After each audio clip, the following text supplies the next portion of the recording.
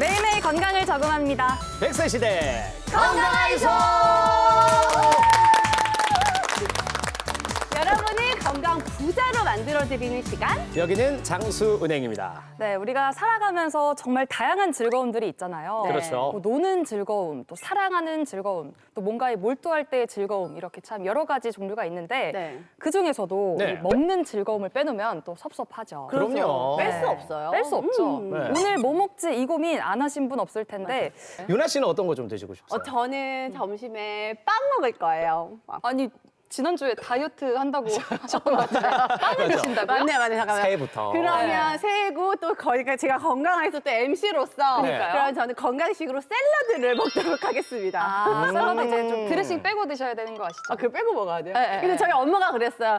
제가 샐러드를 이만큼 먹으니까요. 아, 그 정도 먹을 바에는 그냥 밥 한 공기를 먹는 게 낫지 않겠니? 아, 그렇죠. 왜 코끼리도 풀만 먹고 자란다 이런 말도 있잖아요. 맞아. 적당해야 되는 것 같아요. 네. 사실 요즘에 이 다른 나라의 식재료도 구하기도 쉽고 이 배달만 시키면은 이 다른 나라 음식도 굉장히 빠르게 배달이 오잖아요. 맞아요. 바로 하지만 집앞까지. 시간이 지나면 지날수록 이 즐거움도 이제 누릴 시간이 많이 준다고 합니다. 맞아요. 어떤 이유인지 유나 씨 알고 계세요? 네, 저 알고 있어요. 이게 이 지구 온난화와 기후 변화로요 멸종 위기에 처한 식품들이 점점 늘어나고 있다고 해요. 맞아. 이 국제 환경 단체 그린피스가 발간한 기후 위기 식량 보고서가 있는데요. 네. 거기에 보면은 지구의 이 평균 온도 상승 이 올라가는 걸요 네. 막지를 못하면은 저희가 2100년까지 2100년. 총 8개의 농작물이 사라진대요. 이게 그 8개 농작물이 뭐냐면 네. 우리가 흔히 먹고 있는 뭐 꿀, 사과, 커피, 감자, 뭐 쌀, 고추, 조개, 콩 등등등 우리가 안 먹으면 안 되는 거잖아요. 그렇죠. 네, 이 충격적인데요. 8가지 농작물 생산이 점점 어려워진다고 합니다, 여러분. 심각한 기후 위기 때문인 것 같은데 맞아요. 그러면 전승민 원장님 언제 좀 기후 위기에 대해 좀 느끼시나요? 네, 저는 어렸을 때 사실 그 봄, 여름, 가을, 겨울 사계절이 뚜렷했는데 최근에는 봄하고 가을이 없어진 것 같습니다. 맞아요. 네, 여름에 폭염이 있다가 갑자기 추워지고 폭설이 있다가 다시 여름이 되는 맞아요. 이런 걸 볼 더워지고. 때마다 아, 기후가 많이 변했구나라는 걸 느끼게 됩니다. 네. 맞아요. 그럼 우리 김민근 원장님은요? 저는 최근에 어떤 뉴스를 보고 좀 놀랐는데요. 네. 이게 레드향 같은 큰 감귤하면 저희가 주로 떠오르는 게 제주도였는데 그렇죠.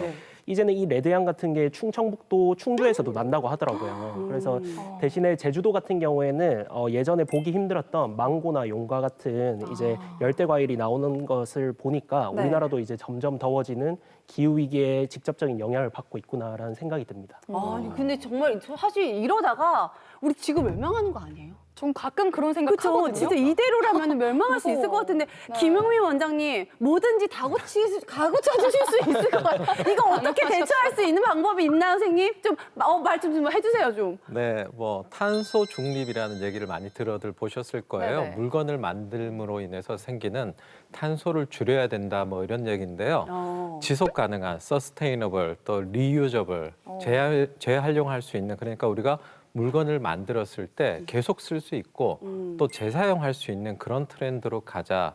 그래서 저희가 이런 부분들을 실천을 하는 게 좋을 것 같습니다. 아니 대처 방법 여쭤봤더니 뭐 서스텐스. 알겠습니다. 네. 네, 알겠습니다. 사무은성 원장님, 좀 어떻게 쉬운 대처 방법, 좀 알아들을 수 있는 대처 방법 뭐가 없을까요? 알려주세요. 이제 저희 크게 생각하진 않고요. 네.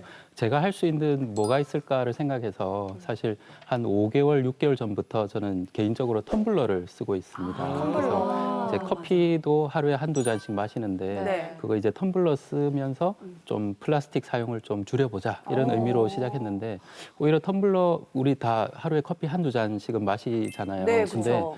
텀블러 사용해 보니까 이게 커피가 오랫동안 따뜻하니까 더 좋은 것 같아요. 네, 그래서 다 이렇게 플라스틱을 좀 사용 줄이고 이렇게 할 수 있는 방도를 좀 생각했으면 좋겠습니다. 네. 너무 좋은 방법인 것 오늘 같아요. 집 바로 실천할 수 가자마자 있는, 저도 텀블러를 세척을 해야겠어요. 그러니까요. 네, 우리 김창주 교수님 따로 실천하고 계신 거 있나요? 아, 네. 전 사실 의도했던 건 아닌데 그냥 어쩌다 보니 실천하게 된 게 일단 첫 번째로 대중교통.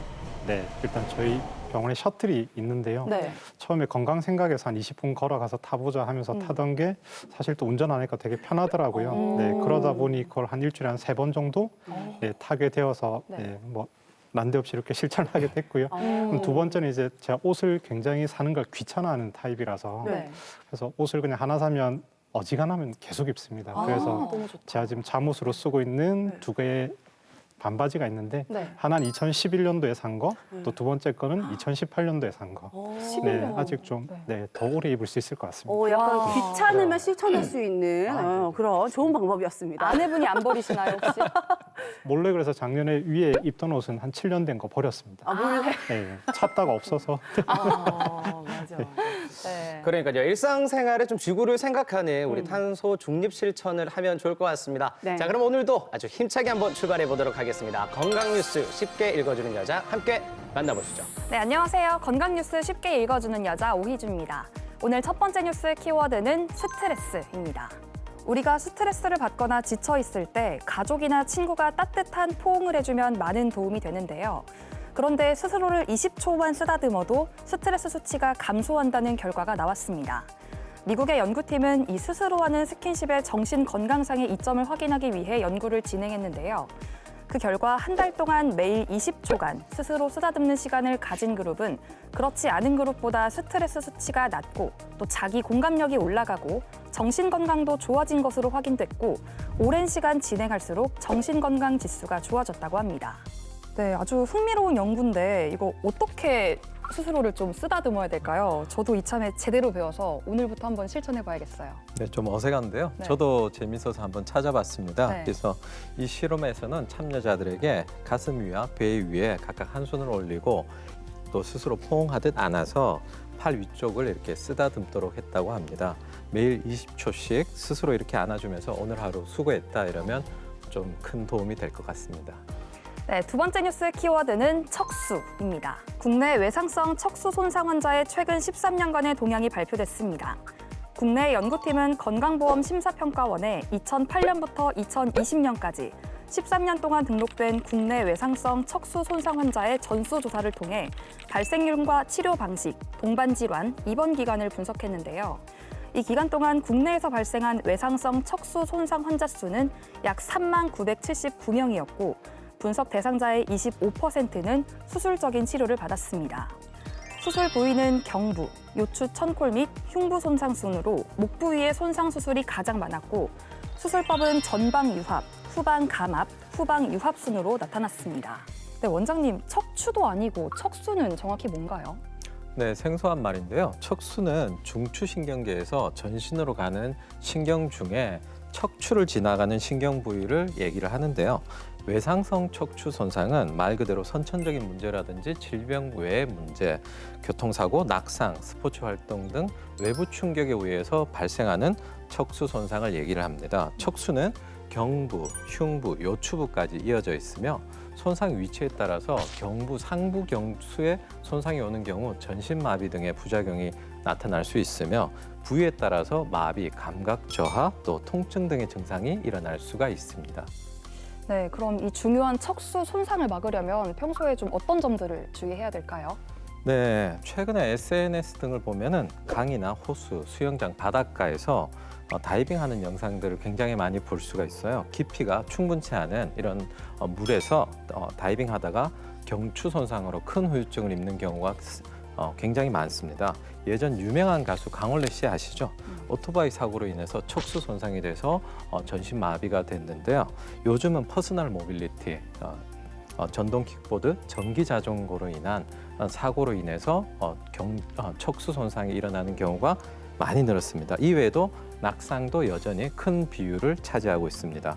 모든 사고를 예방할 수는 없겠지만은 이런 위험성이 높은 스포츠나 기구를 이용할 때에는 반드시 안전 수칙을 준수하는 것이 중요할 것 같습니다. 네, 지금까지 건강 뉴스 쉽게 읽어주는 여자 오희주. 그리고 김용민이었습니다.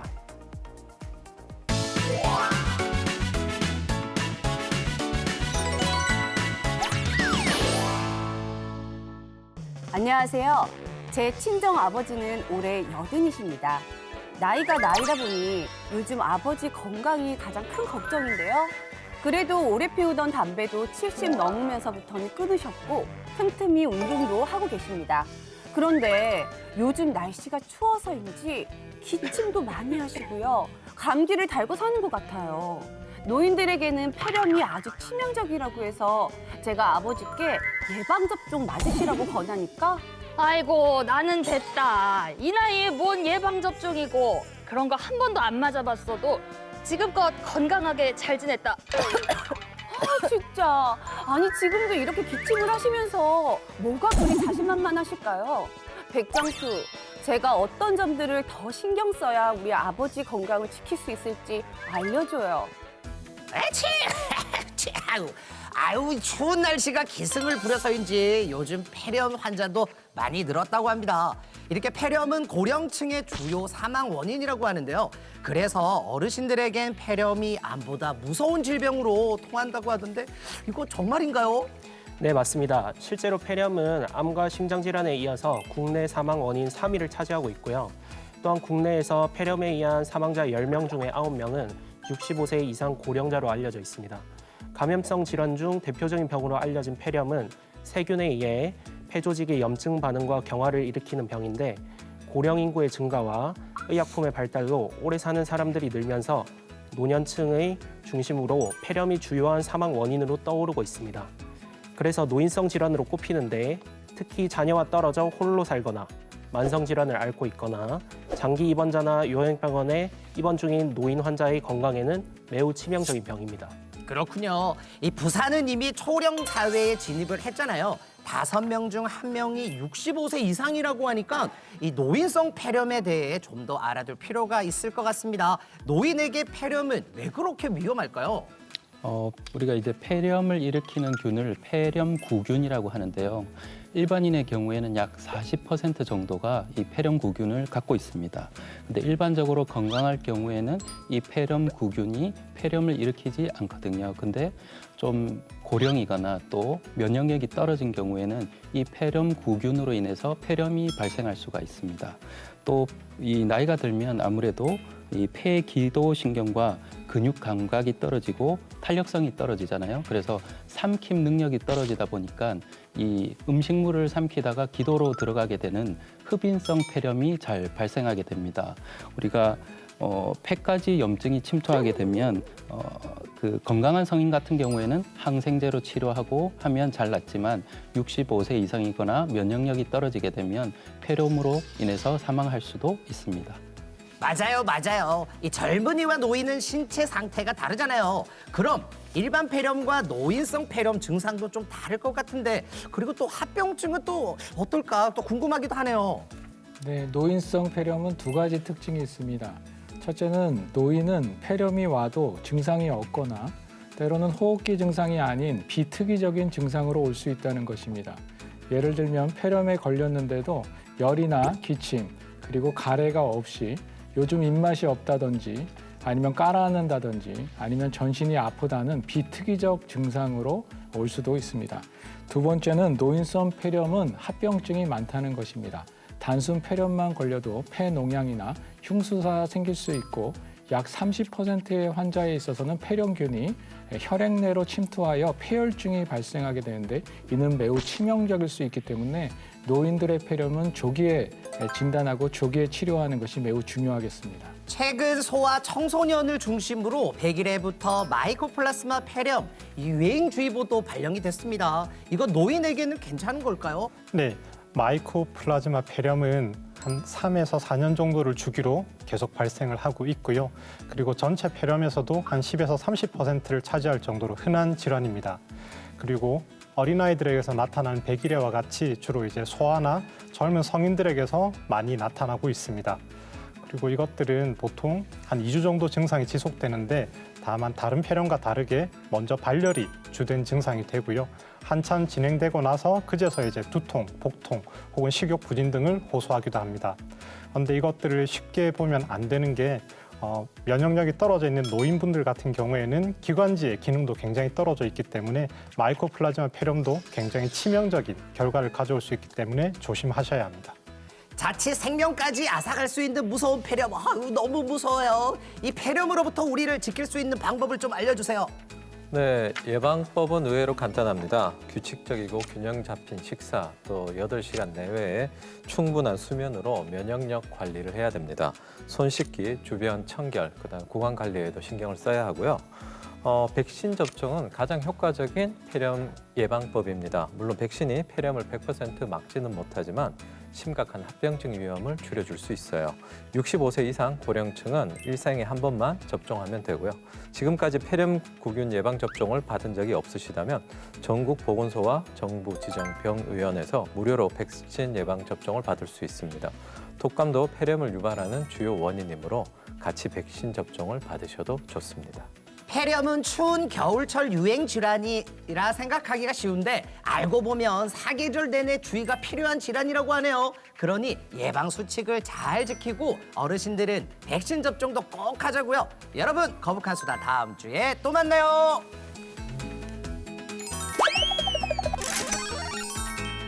네, 이번엔 100세 건강을 위한 오늘의 투자처 금융나의 100세송으로 먼저 만나볼게요.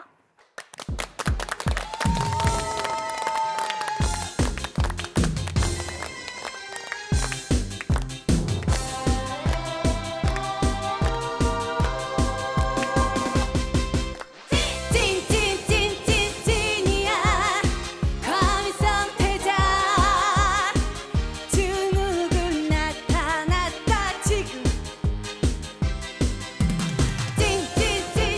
찐이야 과미성 대장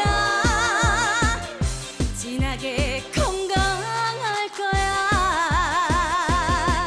요즘같이 복통이 많은 세상에 설사변비 바로 화장실 가자 내 모든 걸 다 줘도 아깝지 않은 내 인생의 전부의 건강 배 아파 자꾸 배 아파 화장실 자꾸 달려가 사는 게 아니야 찐이야 과미성 대장 진하게 건강할 거야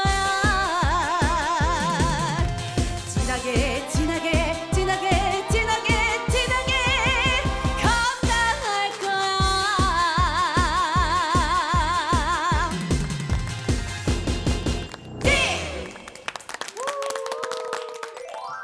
네, 오늘의 투자처 당신의 장은 괜찮으신가요? 과민성 대장 증후군 오늘의 주치 바로 모셔보겠습니다. 전승민 원장님입니다.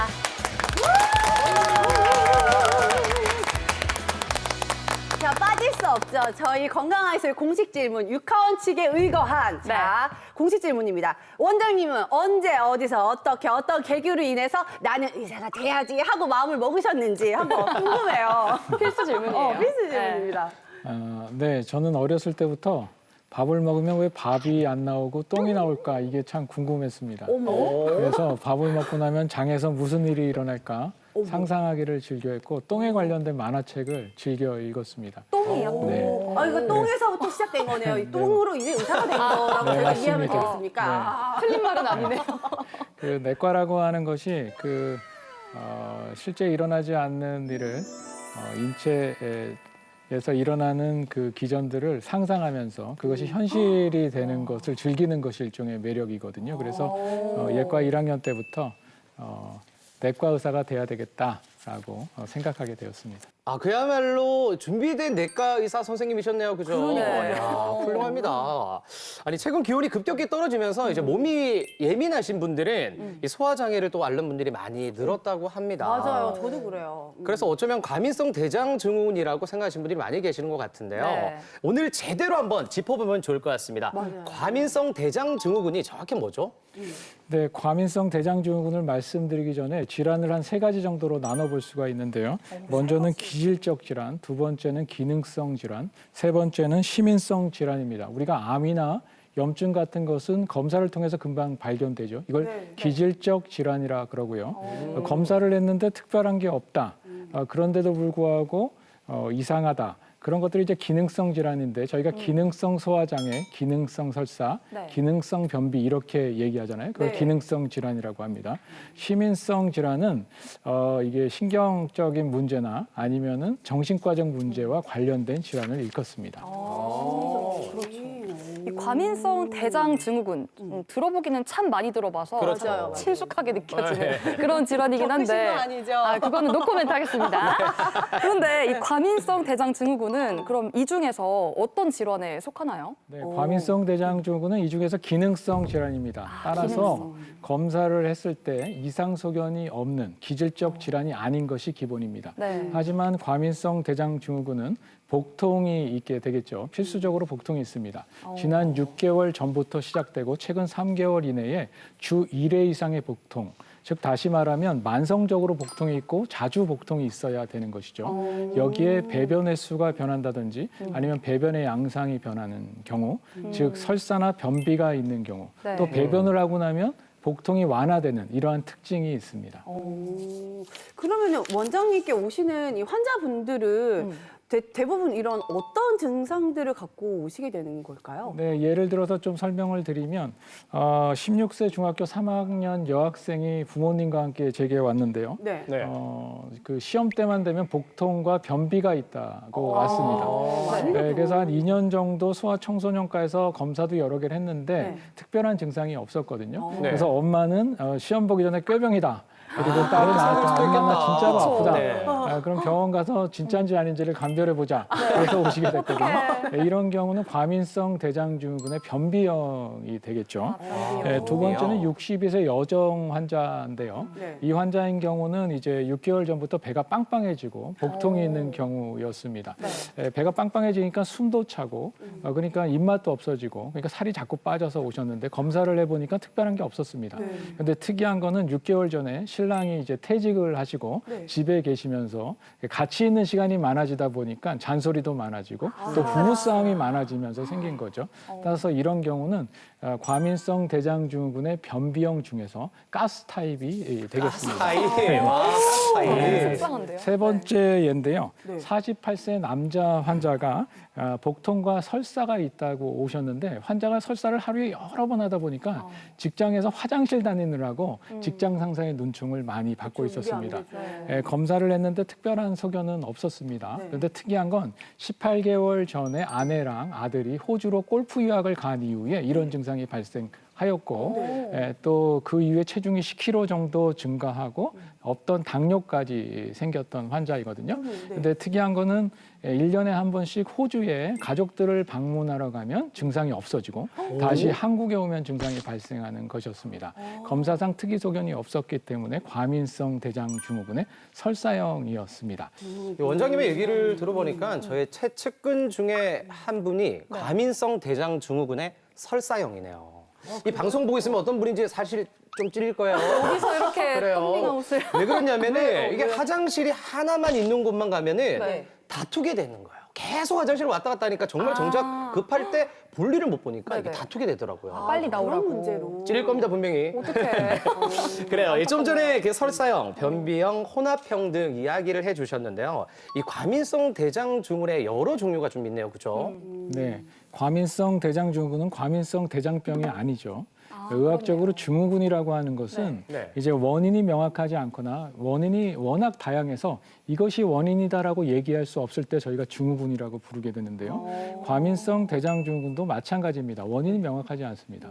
증후군의 두 번째 특징은 공통적으로 증상의 조합이 있다는 것입니다. 과민성 대장증후군도 증상의 조합이 있습니다. 먼저는 복통이 반드시 있어야 되고요. 어떤 분들은 설사, 어떤 분들은 변비, 또 설사와 변비가 반복되는 혼합형도 있게 되겠죠. 그래서 어떤 증상이 우세하냐에 따라서 과민성 대장증후군의 설사형, 과민성 대장증후군의 변비형, 그리고 혼합형 이렇게 나누게 되는데 이렇게 나누는 원인은 치료가 다르기 때문입니다. 우리가 배가 아픈 경우는 사실 굉장히 흔하잖아요. 뭐 일상생활에서도 아플 수도 있고 또 사촌이 땅을 사도 배가 아프기도 하잖아요, 사실은. 근데 그렇다고 배가 아프고 변비를 하고 설사를 한다고 다 과민성 대장 증후군일 것 같지는 않거든요. 혹시 또 다른 질환을 의심해 볼 수도 있지 않을까 생각하는데요. 네, 굉장히 중요한 질문을 하셨는데요. 네. 그 과민성 대장 증후군은 기능성 질환이라고 말씀드렸죠. 네. 하지만 기질적 질환인 암이나 아니면 염증성 장질환도 비슷한 증상을 가지고 있기 때문에 기질적 질환이 없다는 것을 반드시 감별해야 됩니다. 그렇지 않고 자의적으로 과민성 대장 증후군이겠지 하고 자가 진단을 하면 위험할 수 있는데 그 사례를 두 가지만 말씀을 드리겠습니다. 그 52세 남자 환자가 6개월 전부터 설사와 복통이 있었습니다. 회사 주변에 가서 의원의 증상을 얘기하니까 과민성 대장 증후군인 것 같네요 하고 약을 드렸는데요. 약을 먹으니까 증상은 좋아지고 약을 안 먹으면 증상이 악화되고 했었습니다. 근데 6개월이 지나자 혈변이 나오기 시작하는 겁니다. 그래서 주변에 있는 항문외과에 갔더니 치질이 있어서 또 수술을 했습니다. 그런데도 불구하고 복통은 지속되고 설사는 있고 혈변이 있어서 아내의 손을 붙잡고 저희 병원에 오게 됐는데요. 50세 이상이면서 혈변이 있다면 반드시 대장 내시경을 해서 대장암을 감별해야 됩니다. 환자는 내시경을 한 결과 전 장을 침범하는 궤양성 대장염이었습니다. 궤양성 대장염은 만성 자가 면역 질환입니다. 크론병과 함께 우리나라에서 굉장히 많이 유병률이 증가하고 있는데요. 이걸 치료하지 않게 되면 대장암이 잘 발생하고 그리고 대장을 절제해야 될 수도 있습니다. 한마디로 장을 잘라낼 수도 있다는 얘기이겠죠. 두 번째 사례를 말씀드리면 41세 워킹맘입니다. 그 연초에 이직을 하신 다음에 변비랑 복통이 생겼는데 약국에서 그냥 변비약을 사 먹고 이직했으니까 스트레스 때문에 변비가 생긴 거다라고 생각을 했겠죠. 그래서 약을 사 먹으니까 변비는 좋아졌는데 복통이 지속되었습니다. 인터넷을 막 찾아보니까 과민성 대장증후군의 변비형인 것 같다 자가 진단을 하시고 주변 이제 의원에 가셔서 저 과민성 대장증후군 약 좀 주세요 하고 약을 받아 먹었는데 증상이 좋아졌다 나빠졌다 했던 거죠. 연말이 되어서 회사에서 건강검진을 하라고 저희 병원에 오게 되었고 위내시경을 하기 전에 문진을 하다 보니까 과민성 대장증후군 약을 먹고 계신 거예요. 그래서 CT나 대장 내시경 하셨죠? 라고 물으니까 안 했다. 그럼 어떻게 진단하셨어요? 물어보니까 인터넷을 통해 자가 진단을 하셨다고 하시는 거예요. 그래서 40대도 대장암이 많으니까 대장 내시경을 하시는 게 좋을 것 같다고 했는데 인터넷에 보니까 40대 대장 내시경 할 필요 없대요. 그리고 장 정결제 먹기가 힘들다고 하던데 안 하겠습니다 했는데 다행히 그 옆에 있던 남편분이 부부싸움 끝에 2주 있다 대장 내시경을 하기로 하고 했는데 대장년, 항문년 그 15cm 부위에 한 5cm짜리 대장암이 있었습니다. 3기로 진단이 되었고요. 수술과 항암 치료를 하게 되었습니다. 환자도 놀라고 남편도 놀라고 저도 놀랐습니다. 만약에 이 환자가 12개월 전에 증상이 있었을 때 대장 내시경을 한 번 정도 했다면 어땠을까? 그러면 기수가 한 2기 정도 돼서 수술로 그냥 끝나지 않았을까? 그런 아쉬움이 남는데요. 의학적으로는 경고 증상이라고 하는 게 있습니다. 50세 이상이면서 갑자기 설사와 변비가 생기는 경우 그리고 복통이 치료했는데도 계속 반복되거나 악화되는 경우 특히 혈변이 있다면 반드시 대장 내시경이나 CT를 통해서 기질적 질환인 암이나 염증성 장 질환을 감별해 볼 필요가 있습니다. 이 새삼 자가 진단의 위험성을 좀 느끼게 되는데요. 제대로 느꼈네요. 네, 대장 내시경을 필수적으로 받아야 되는 나이가 50세 이상부터잖아요. 그런데 점점 이제 발병률 그 나이가 낮아지고 있으니까 미리미리 검사를 꼭 해보는 게 중요할 것 같아요. 간과하면 안 될 것 같아요. 네. 그러면 과민성 대장 증후군으로 진단을 받게 되면 어떤 치료를 받게 되나요? 네, 과민성 대장 증후군은 기질적 질환이 아니기 때문에 수술 같은 걸 하지는 않습니다. 따라서 증상에 대한 치료를 하게 되는데 먼저는 진경제를 사용해서 통증을 경감시키게 되는데요. 진경제라고 하는 것은 그 대장의 경련을 완화시켜서 통증을 완화시키는 약제입니다. 두 번째는 변비형인 경우에는 변비약을, 설사형인 경우에는 지사제를, 그리고 설사와 변비가 반복되는 경우에는 방문할 시점에 어떤 증상이 주요 증상이냐에 따라서 약제를 계속 바꾸게 되는 것이죠. 또 배가 빵빵해지거나 부풀어 오른다는 사람이 있다면 저희가 항생제를 사용하게 되는데 전신으로 흡수되지 않고 장에서만 작용하는 항생제를 사용해서 유해한 균을 죽이고 프로바이오틱스와 같은 유익한 균을 넣어줌으로써 장내 환경을 바꿔볼 수가 있습니다. 하지만 이제 과민성 대장증후군 환자들은 그 우울감이라든지 아니면 수면장애라든지 불안 불안감들이 있는 경우가 많기 때문에 신경 안정제나 또 수면 유도제 같은 것을 같이 처방할 수도 있습니다. 그럼요, 원장님. 이 약을 먹어도 소용이 없게 되면 이게 아까 수술적인 치료는 아니라고 하셨으니까 뭐 다른 방법이 있는 건가요? 네, 이게 이제 기능성 질환이기 때문에 수술은 하지 않고요. 네. 최근에 이제 약을 먹어도 반응하지 않거나 증상이 악화되는 경우에는 분변 이식술이라고 하는 걸 하게 되는데요. 분변 이식술이요? 네. 그건 뭐예요? 그러니까 이제 가족들의 대변을 받아서 네. 그것을 생리식염수에다가 이렇게 풉니다. 그 다음에 이제 비커 같은 데다 깔때기를 놓고 네. 이렇게 따르면 거기 상층액들이 이렇게 나오게 되겠죠. 네. 이 액에는 건강한 사람의 유익한 균들과 면역과 관련된 좋은 물질들이 많습니다.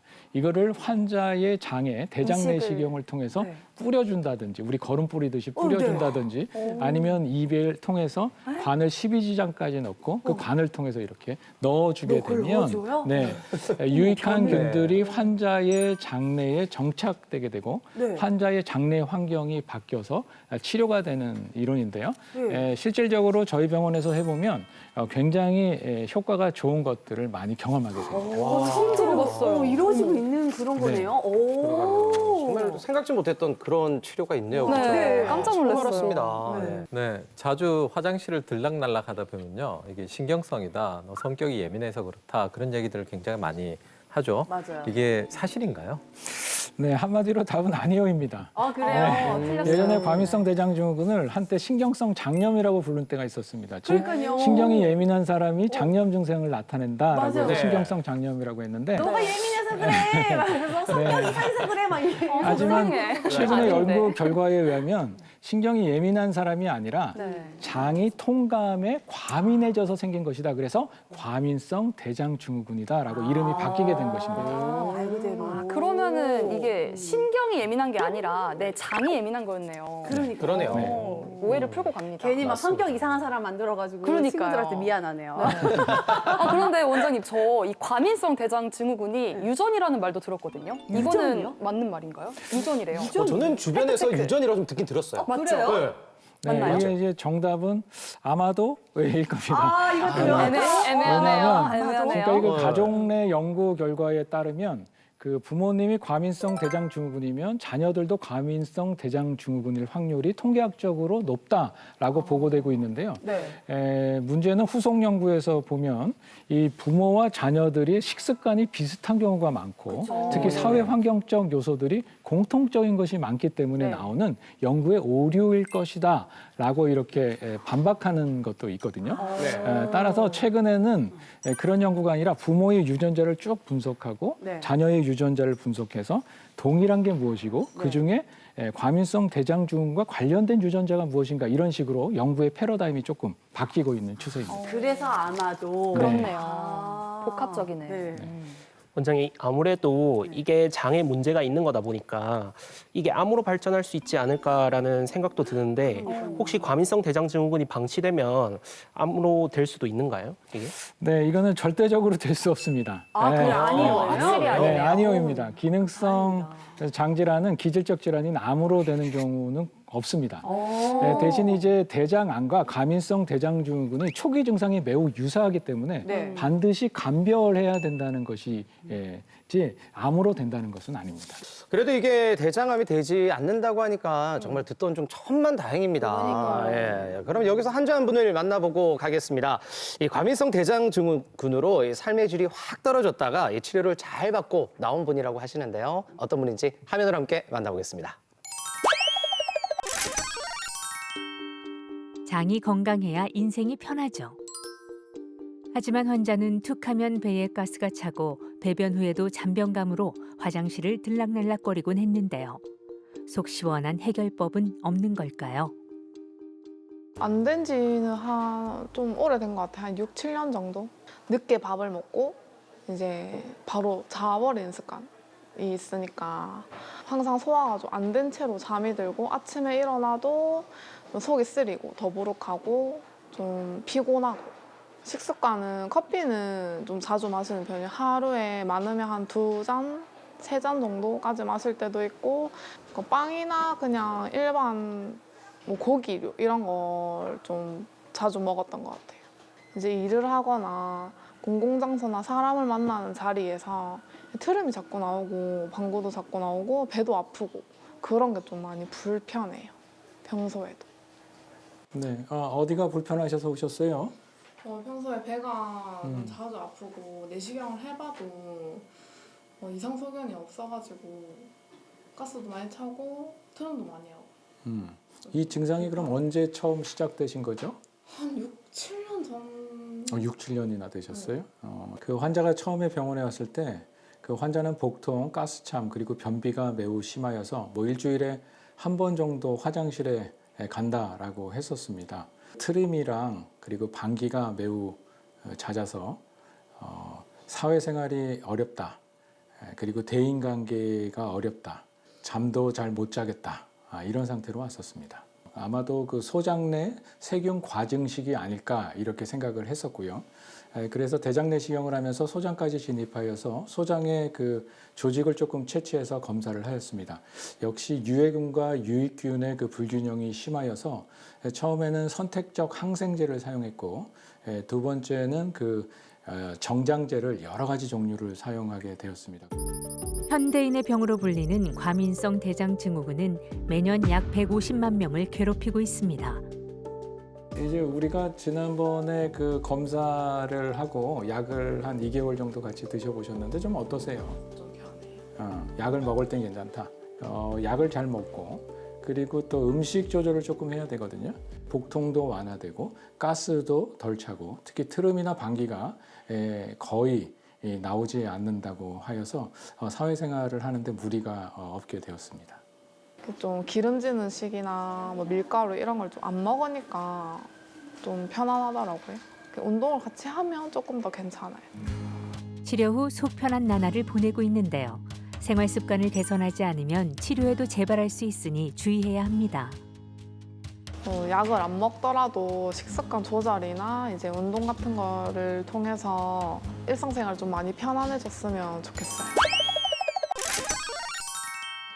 그럼 선생님, 이 과민성 대장 증후군은 대장 내시경을 통해서도 잘 알 수가 없다고 하셨는데 네. 그럼 병원 가면은 어떤 검사를 해서 어떻게 알게 되는 거예요? 과민성 대장증후군이 기능성 질환이기 때문에 먼저 기질적 질환이 아니라는 걸 증명해야 된다 그랬죠. 네. 그래서 병원에 오게 되면 CT 그리고 대장 내시경, 위내시경을 해서 기질적 질환이 아니다라고 하는 것을 감별하게 됩니다. 네. 두 번째는 문진을 통해 증상을 듣고 네. 과민성 대장증후군의 진단 기준에 부합한지를 보게 되고 과민성 대장증후군의 타입이 무엇인지를 분류한 다음에 네. 거기에 맞게끔 약물을 투여하고 다시 추적 검사를 통해 가지고 환자의 증상이 어떻게 되는지를 보게 되는 것이죠. 그런데 배가 빵빵하거나 계속 부풀어 오른다는 환자 중에는 소장에 그 세균이 과증식되어서 생기는 경우가 있거든요. 네. 그런 경우에는 이제 소장 과증식, 세균 과증식을 검사해야 되는데 그 환자에게는 포도당을 먹인 다음에 네. 후 호흡을 불게 시키면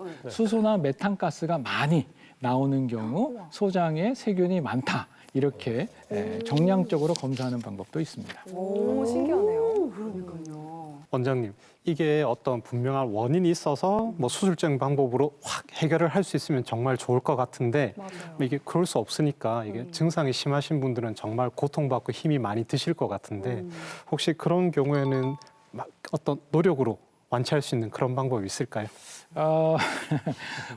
아직까지는 완치는 어렵습니다. 기능성 질환은 환자들한테 저는 이렇게 얘기합니다. 완치하는 질환이 아니라 관리하는 질환입니다라고 얘기를 합니다. 이게 참 치료도 어렵고 진단도 어렵기 때문에 대부분의 환자들이 저한테 오면 한 4-5군데의 병원을 다녀보고 오게 되는데요. 한 20% 정도는 진단이 잘 안 돼서 오고 80% 정도는 진단이 됐는데도 불구하고 약을 먹었는데 증상이 깔끔히 안 났습니다 하고 오는 경우가 대부분입니다. 그런 환자들은 대부분 불안해하거든요. 그래서 이 병원 저 병원을 계속 반복해서 다니게 되는데 불안하게 되면 과민성 대장증후군은 증상이 악화되는 또 특성이 있습니다. 또한 과민성 대장증후군은 약을 먹고 좀 좋아진다고 끊게 되면 재발이 많기 때문에 참 관리가 지속적으로 필요한 병이라고 할 수 있겠습니다. 있습니다. 아, 그래서 이게 계속 관리를 해야 되는 병이라고 말씀을 해주신 것 같은데 그런데 아무래도 장이다 보니까 사실 먹는 게 굉장히 중요할 것 같거든요. 그럼 식이요법을 좀 어떤 식으로 관리를 하면 될까요? 네, 식단 중에 가장 중요한 건 저포드맵 식단입니다. 저포드맵? 네, 여기서 포드맵이라고 하는 것은 발효될 수 있는 오리고당, 이당류, 단당류, 폴리올 같은 것을 얘기하는데요. 네. 한마디로 쉽게 얘기하면 탄수화물 중에서 작은 입자들의 당류를 포드맵이라고 하는 겁니다.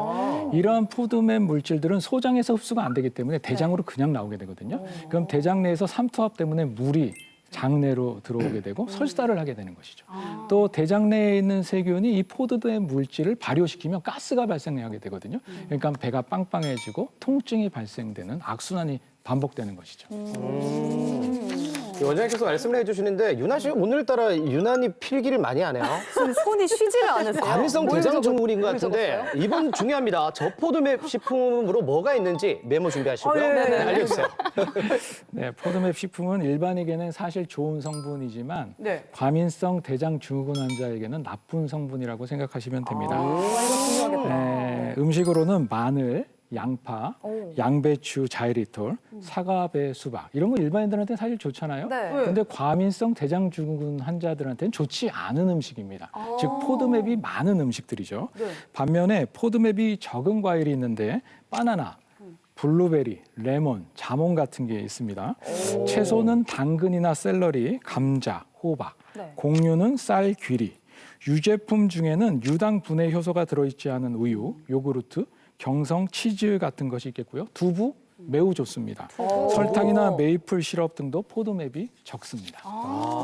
유나님 다 적으셨어요? 아, 근데 이거 배고픈데? 제가 다 좋아하는 거라서 이거 어떻게 이거 관리가 될까 모르겠어요, 제가. 아니 근데 이 장 건강을 위해서요. 우리가 보통 흔히들 야 유산균 먹어야 돼. 많이들 그러거든요. 맞아요, 그래서 맞아요. 실제로들도 꼭들 챙겨 드시는 분들 많이 계시는데 네. 이런 것도 어떻게 좀 도움이 되는 걸까요? 네, 이거 정답은 아마도 아, 이것도 아마도예요. 네, 사실 모든 게 물론이죠라는 답이 나올 줄 알았을 텐데 네. 아마도가 나와서 참 놀라셨을 것 열심히 같습니다. 먹고 있었는데. 배신감 느껴요, 지금. 사실 과민성 대장증후군의 원인 중 하나가 유익균과 유해균의 불균형이라고 말씀드렸죠. 그래서 유산균이 도움이 될 것이다라는 심증은 있습니다.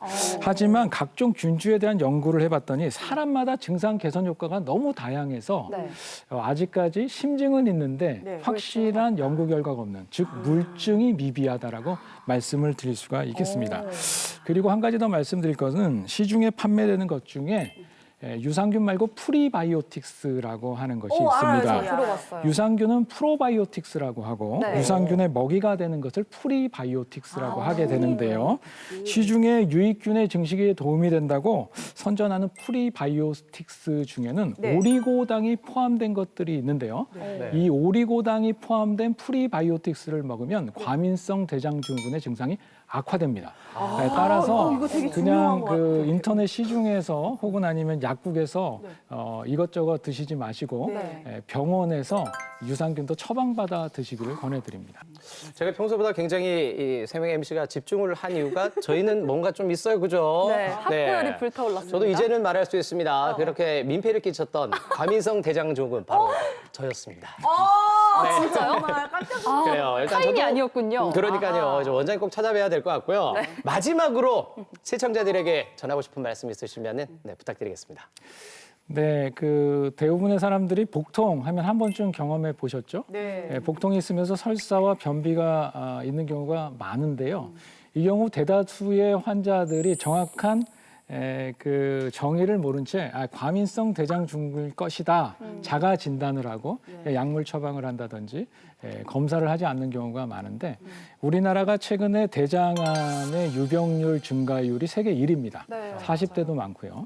또 크론병이나 궤양성 대장염의 발병률이 전 연령층에서 급속도로 증가하고 있습니다.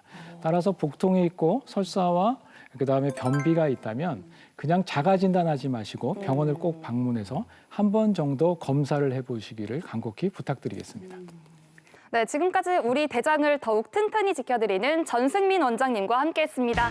감사합니다.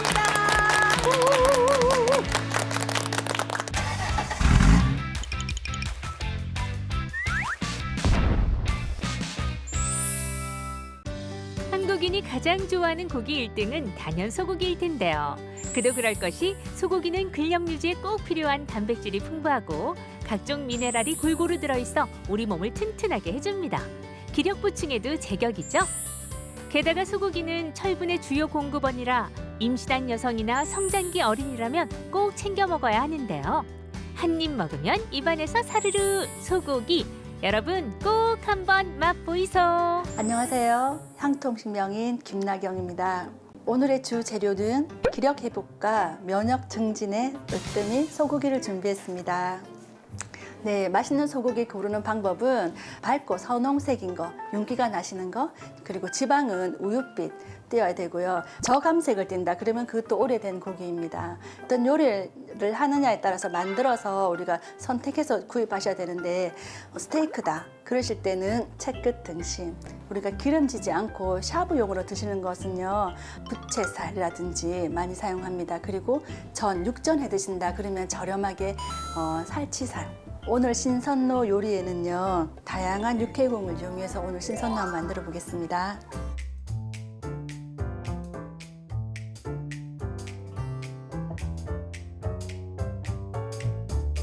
밀가루를 넣어서 솔솔솔 굴러주시면 이쁘게 골고루 발리거든요. 지금 골고루 묻혀진 것을 한 번 더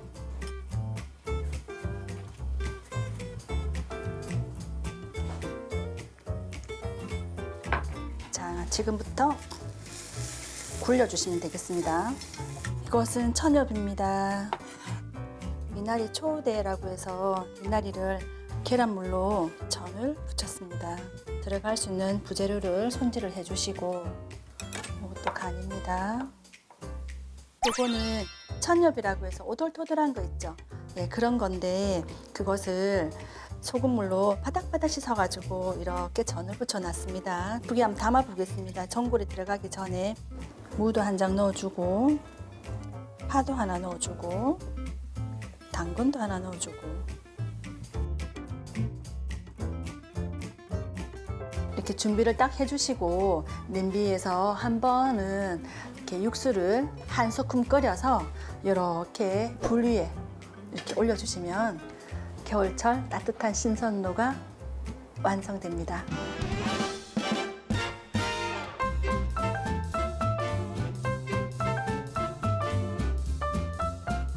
신선로의 유래를 잠시 말씀드리자면 연산군의 폭정에 맞서 충원하던 신하인 정의랑이 핫통이 달린 냄비를 여러 가지를 모아 끓여 먹었다고 합니다. 그 선비의 생활이 마치 신선과 같아 그 음식을 신선로라고 했다고 합니다. 자, 여러분 오늘 같은 날 제가 신선로를 준비했습니다. 이번 주엔 온 가족들이 둘러앉아 신선로에 담긴 따뜻한 국물 요리를 드셔보세요.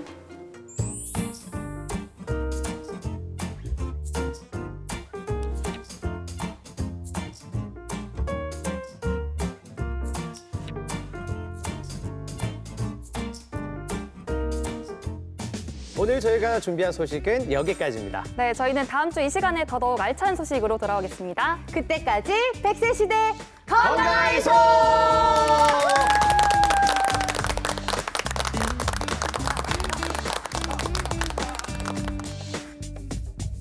프로그램에 참여하신 분들께는 국내산 숯불 민물장어 전문점 장덕장어에서 식사권을, 동화 속 힐링 카페 올드머그에서 상품권을,